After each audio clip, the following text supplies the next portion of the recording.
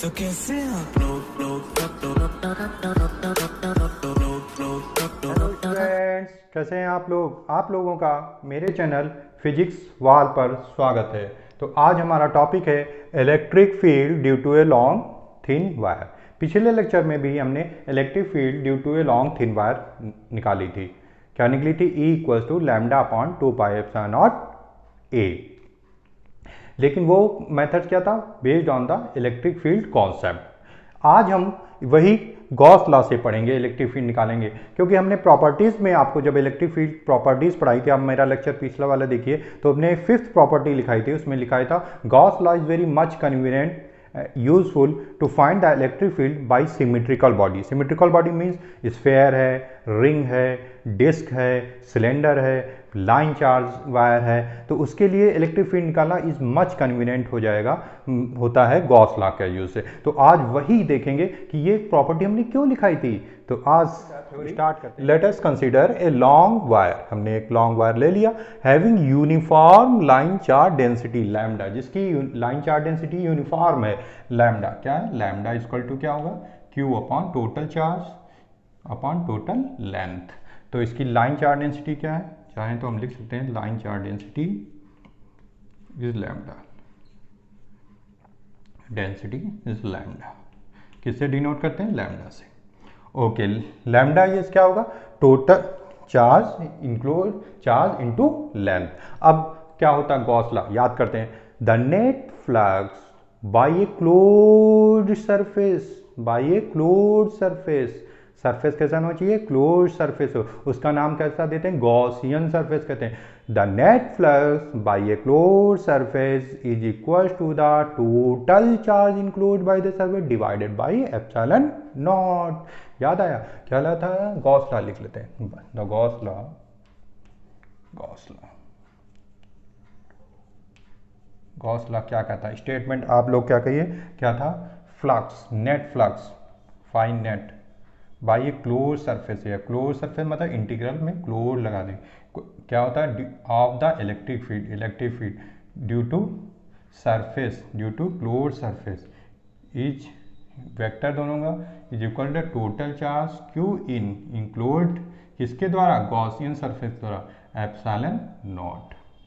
अब यहां पर हमने लाइन चार्ज एलिमेंट ले लिया। अब हमें क्या करना होगा? एक गॉसियन सरफेस बनाना होगा। तो गॉसियन सरफेस बना लेते हैं। गॉसियन सरफेस कैसा बनेंगे बताइए? एक ये लाइन चार्ज है, तो गॉसियन सरफेस जाहिर सी बात है कैसा होना चाहिए? सिलिंड्रिकल शेप का होगा, तभी तो वो क्लोज कर पाएगा। लेंथ ऑफ द वायर, किन लेंथ ऑफ द वायर को क्लोज करने के लिए गॉसियन सरफेस कैसा लेना पड़ेगा? एज ए सिलिंड्रिकल शेप का लेना पड़ेगा, स्फेयर नहीं ले सकते। ओके, तो गैस हमने क्या किया? ये क्या है हमारा? Gaussian surface. क्या है हमारा? गॉसियन सरफेस लिख देते हैं। It is a Gaussian surface.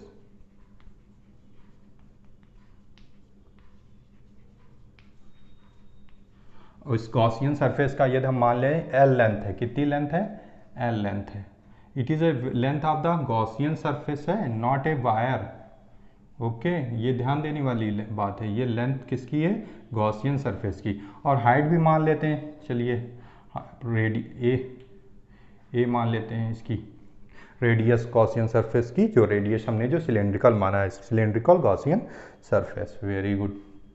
अब अच्छा ये चीज़ बताइए कि ये पॉजिटिवली चार्ज है तो इलेक्ट्रिक फील्ड कैसे होंगे? रेडली आउटवर्ड होंगी। तो इलेक्ट्रिक फील्ड ऐसे निकल रही होंगी। इलेक्ट्रिक फील्ड की डायरेक्शन वैल्यूज रखते हैं, क्यू इन निकालते हैं। द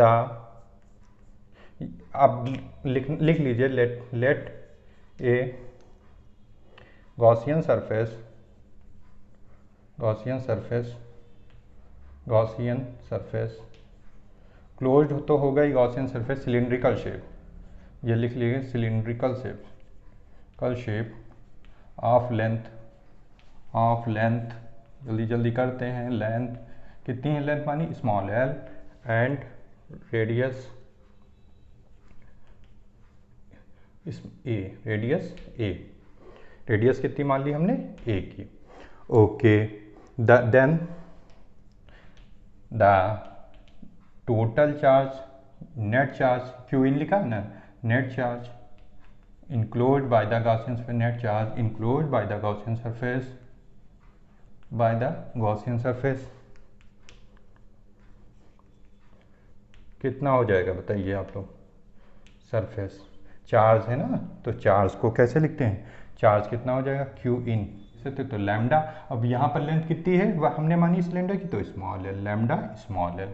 समझ में आया, क्यू इन ये तो total charge, total charge upon total है, लेकिन हमको गॉसियन सरफेस में कितना चार्ज इनक्लोज हुआ क्यू इन निकालेंगे, तो ये तो यूनिफॉर्म रहती है, सदैव कांस्टेंट बनी रहती है lambda, lambda into L, lambda into L. Very good, q in तो पता लग गया, एक चीज पता लगी। अब हम एप्सिलॉन नॉट पता, अब क्या इस पार्ट पर आते हैं, ई डॉट डी एस। क्या है ई और डी एस के बीच में देखना कि ये डॉट प्रोडक्ट की एंगल कितना है। ई और होते हैं सिलेंडर में, देखा, एक वन ये, दो और तीसरा ये। जैसे ये है हमारी चौक, चौक में देखिए एक सरफेस ये है, एक सरफेस ये और एक सरफेस ये सरकमफ्रेंस वाला है, तो तीन ही तो सरफेस हुए।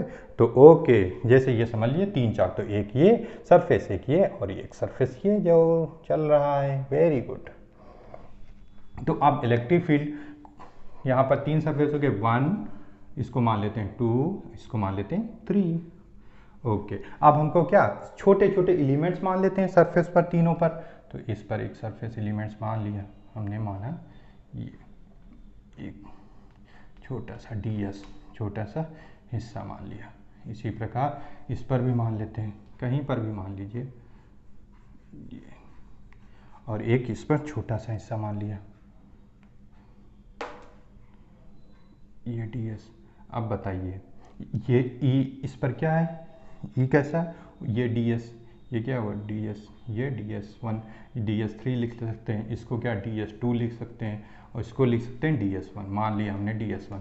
इस पर इलेक्ट्रिक फील्ड तो वही है, e इधर हो गया, इसमें इलेक्ट्रिक फील्ड ऐसे ही है, इलेक्ट्रिक फील्ड e और ds क्या, ds2 की क्या डायरेक्शन क्या होगी, ऐसे आउटवर्ड। इसमें भी ds2 की कैसी डायरेक्शन, ये होगी।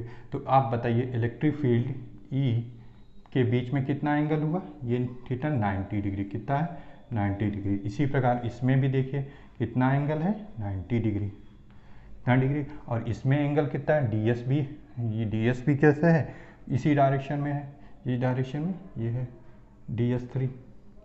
तो एंगल थीटा कितना हो गया 0, एंगल थीटा कितना हो गया यहाँ पर, theta equals to 0, theta equal to 0, theta क्या हो गया 0। तो यहाँ पर थीटा कितना है 90 डिग्री, ठीक, यहाँ पर भी थीटा क्या है 90 डिग्री। तो अब हम देख लेते हैं, इसको खोल लेते हैं, यहाँ पर तीन सरफेस, तो ई डॉट डी एस को तीन पार्ट्स में लिखेंगे, लिख लेते हैं। क्लोज्ड, ये क्लोज्ड है ना, तो इसमें तीन हिस्से हैं। वन सरफेस के लिए E dot D S one, okay, E dot D S one, plus दूसरे सरफेस के लिए क्या हो जाएगा, टू सरफेस के लिए E dot D S two, चाहे तो लिख सकते हैं। तीसरे सरफेस के लिए क्या हो जाएगा 3 ई डॉट डी एस थ्री लिख सकते हैं, यदि हमने सरफेस अलग अलग माने। ओके, ये क्या हो जाएगा total charge Q in, Q in क्या है, क्यू इन बराबर हमने लिख सकते हैं lambda small L upon epsilon not, ये हो गया, इतना आ गया। अब बताइए एंगल देखिए कितने हैं, इसमें 90 है, थीटा 190, थीटा 290 एंड थीटा 0। तो पुट कर देते हैं, दैट इज एंगल्स रख देते हैं। क्या ए डॉट बी क्या होता है, ए डॉट बी आपको पता होगा, ए डॉट बी बराबर ए बी कॉस थीटा। तो ये लिख लेते हैं E D S one cos theta plus theta 1 लिख सकते हैं जो भी है, E dot D S two cos theta 2 plus 3 के लिए लिख लेते हैं 3 E D S three cos theta 3 equals to क्या हो जाएगा लैम्डा एल अपॉन क्या हो जाएगा एप्सिलॉन नॉट। अब देखिए थीटा 1 कितना है 0, तो रख देते हैं, पुट कर देते हैं, चाहे तो ऐसे ही इसमें इधर ही लिख लेते हैं। तो क्या हो जाएगा E D S one cos 90 plus क्या हो जाएगा E D S two cos 90, कितना आसान है, plus E D S three. अब ये थीटा 3 कितना है 0, थीटा 3 कितना है 0, तो कॉस 0 इक्वल्स टू क्या, lambda L upon epsilon not.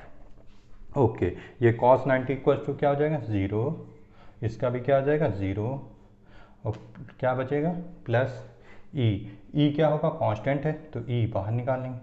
E integral में क्या बचेगा, ds3 ई ds3 कॉस, और ये क्या थीटा इक्वल टू क्या रख सकते हैं 0, cos 0।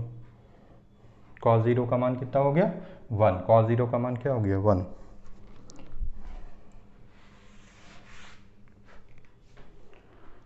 ई डी क्या लिख लेंगे, E ds3 cos 0 equals to lambda L upon epsilon naught. अब इसको ले, फर्स्ट टर्म का कितना हो जाएगा 0, फर्स्ट टर्म का कितना हो जाएगा cos 90 equals to 0, cos 90 equals to 0। अब थर्ड बचेगा खाली, तो थर्ड का इंटीग्रेशन, थर्ड चाहे तो थर्ड क्या हो जाएगा ई, थर्ड ई ds3, ये बचेगा खाली। cos 0 का मान क्या होता है 1, तो lambda L upon epsilon naught. अब ई बताइए कांस्टेंट, ये 0 0 हो गया, इनका कोई मतलब ही नहीं। ई क्या होगा, कांस्टेंट होगा। यदि हम पॉइंट पी पर ये कांस्टेंट दूरी पर मान रहे हैं, पॉइंट पी जिस पर हमको फील्ड निकालनी है, ए पॉइंट पी यदि हम फील्ड निकालना चाहते हैं तो क्या हो जाएगा, ई कांस्टेंट होगा, वहाँ से ई बाहर निकाल लिया, ds3 इंटीग्रल में रहेगा, और क्या हो जाएगा lambda L upon epsilon naught. अब बताइए ds3 क्या होगा, what is ds3, circumference of the cylinder क्या होता है 2 पाई आर, 2 पाई आर क्या हो जाएगा, ये इसकी रिंग की वैल्यू, एक रिंग लीजिए आप और रिंग को बना लीजिए, स्प्रिंग देखी होगी तो रिंग का क्या सरफेस क्या होता है 2 पाई आर, सरकमफ्रेंस 2 पाई, उन रिंग को बहुत सारी जोड़ दीजिए तो पूरा एक सिलेंडर बन जाएगा, खोखला सा सिलेंडर। हमको क्या उसका सरकमफ्रेंस ही तो लेना है, तो 2 पाई आर और लंबाई एल, तो 2 पाई आर एल, एरिया रेडियस गुणे लेंथ, रेडियस गुणे लेंथ, 2 पाई और जुड़ जाएगा 2 पाई आर एल, तो क्या आ जाएगा ई 2 पाई आर, ऐसे याद है 2 पाई आर, ये सरकमफ्रेंस हो गया और लेंथ दोनों की गुणा होने से एरिया हो गया, और अब क्या हो जाएगा lambda L upon epsilon naught. अब बताइए, देखिए इसमें क्या क्या कट रहा है, एल कट रहा है, तो ई इक्वल्स टू क्या आया, ई इक्वल्स टू आ गया lambda upon 2 pi epsilon naught R. ये इलेक्ट्रिक फील्ड आ गई at a point P due to long thin charge wire. देखिए कितना आसान है, बहुत आसान है ना।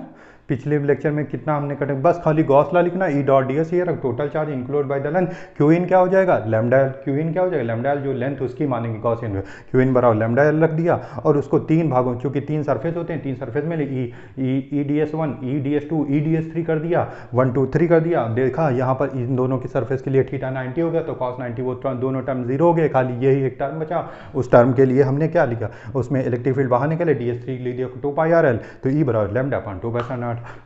कितना आसान है गॉसियन सरफेस से बाय ए सिमेट्रिकल बॉडी से इलेक्ट्रिक फील्ड निकालना। तो please subscribe my channel and